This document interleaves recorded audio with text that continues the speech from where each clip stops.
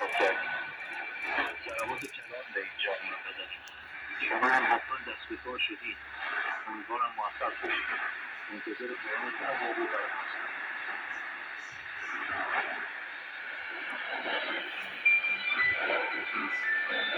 رادیو پیام فرکانس آزادی همراه لحظه به لحظه شما از سراسر ایران.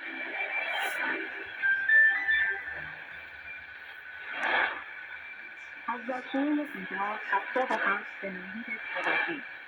خواهر عزیزم، خبر به آتیش کشیدن برادر مجتبی ضحاک پیامی روشن برای تمام کسانی که میخوان بر تخت ستم تکیه بزنند.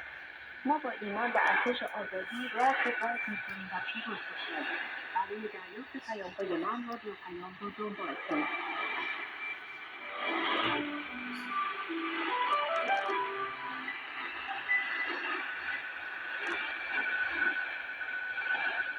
از آرش به حسین سرکشار فروش نامه.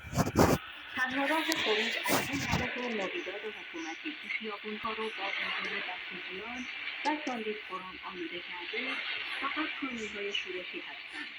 افشین و برخواست دارم پیامش را از رادیو پیام برام بدید. من همه کارا میکنم.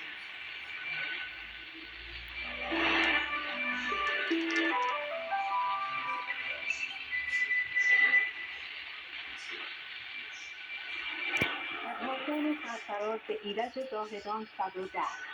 دوستان تصاویر جلادان یعنی پایان دوران قرآب و آغاز فصل نو ملک آخرین نفس در نگرانی مانی و قسم مقدمت رو بالا نگه می‌داریم. از طریق رادیو پیام به من پیام بده.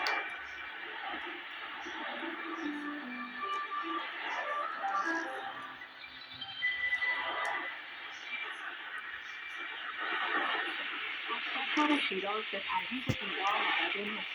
تقابل با مراسم تأسیس تهران نشان دهنده قدرت صاحبان قبل از پزشکی از این ما با نفی شاه و شعر راه هرگونه خیانت بسته و به سوی بهار آزادی گام برمی‌داریم. منتظر شنیدن پیام‌هات از رادیو پیام هستیم.